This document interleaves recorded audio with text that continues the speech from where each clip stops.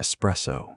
It is the foundation of almost every coffee drink you will ever encounter. A small, concentrated shot of coffee made by forcing hot water through finely ground beans under high pressure. The result is intense, rich, and slightly thick, with a golden layer of foam on top called crema. Espresso originated in Italy in the early 20th century, designed to be brewed and consumed quickly. On its own, it is strong and bold, meant to be sipped in seconds, not nursed over time. Americano. This drink takes a single or double shot of espresso and adds hot water to dilute it. The name came from American soldiers stationed in Italy during World War II, who found straight espresso too intense and added water to bring it closer to the drip coffee they were used to back home. The result is lighter than espresso, but still carries its depth and character. It looks similar to regular black coffee but tastes noticeably different with a more layered, slightly bitter flavor.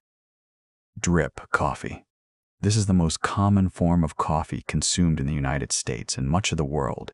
Hot water passes slowly through ground coffee held in a filter, and the liquid drips into a pot or cup below. It is simple, mild, and easy to make in large quantities. The flavor depends heavily on the quality of the beans and the grind size. It lacks the intensity of espresso but makes up for it with familiarity and comfort. Macchiato. The word means stained in Italian. A traditional macchiato is just an espresso shot with a small dollop of steamed milk added on top, barely enough to soften the edge of the espresso. It was originally made to show customers whether a drink had milk in it or not. Over time, especially in American coffee chains, the name got applied to much larger, sweeter drinks that barely resemble the original. The classic version, however, remains one of the purest ways to taste espresso with just a hint of creaminess.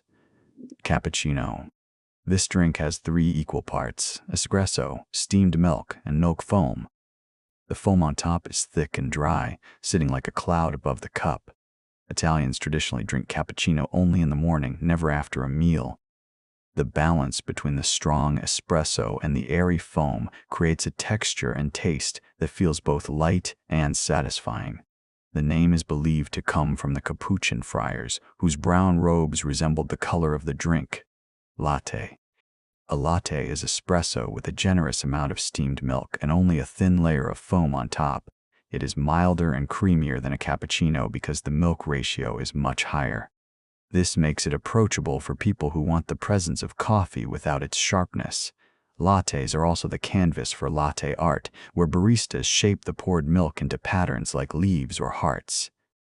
They became enormously popular in American coffee culture starting in the 1980s and remain one of the best-selling coffee drinks worldwide. Flat white.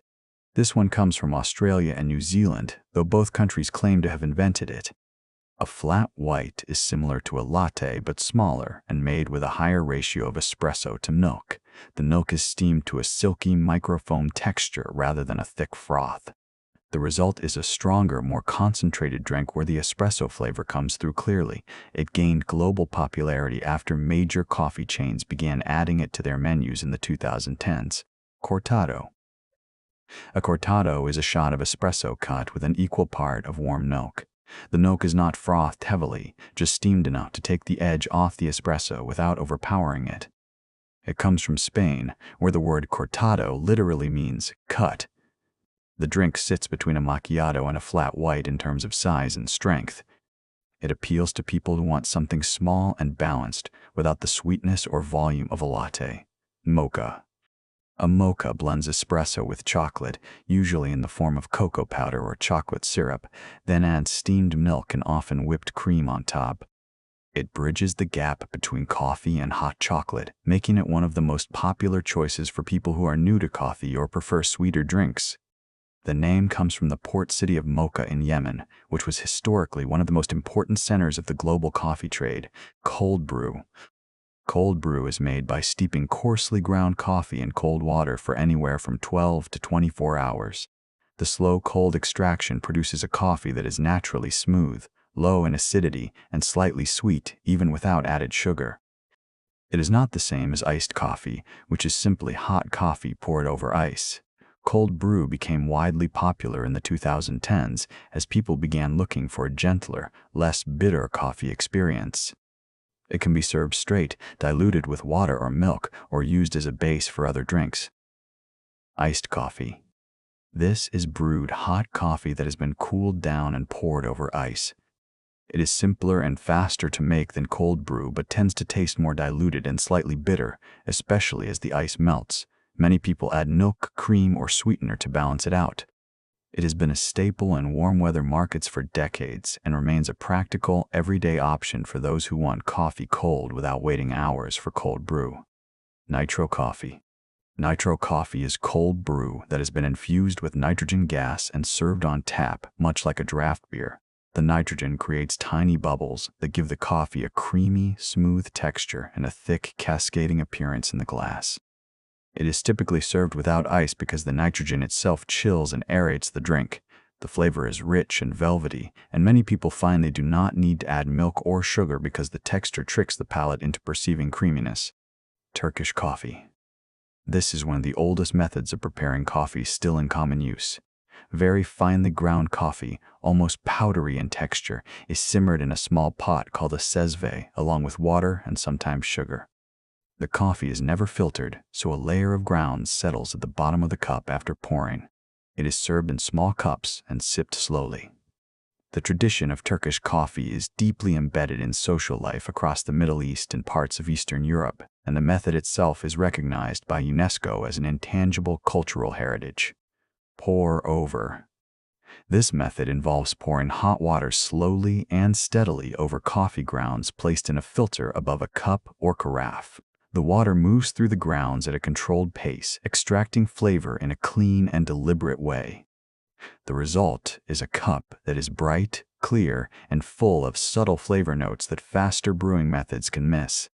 Pour over became popular among specialty coffee enthusiasts who wanted more control over the brewing process and a more nuanced taste in the final cup. French press. A French press uses coarsely ground coffee steeped directly in hot water inside a cylindrical glass or metal container. After a few minutes, a metal mesh plunger is pressed down to separate the grounds from the liquid. Because there is no paper filter, more of the natural oils from the coffee end up in the cup, giving it a fuller, richer body than drip or pour-over coffee. It is a manual, low-tech method that many coffee drinkers prefer for its simplicity and the depth of flavor it produces. Affogato. This is an Italian dessert that sits on the border between coffee and food. A shot of hot espresso is poured directly over a scoop of vanilla gelato or ice cream. The hot coffee begins to melt the cold cream, creating a mixture of bitter and sweet, hot and cold in the same spoonful. It is served immediately and eaten quickly before the gelato melts completely. Simple as it sounds, the contrast of temperatures and flavors makes it one of the most pleasurable ways to experience espresso outside of a traditional cup.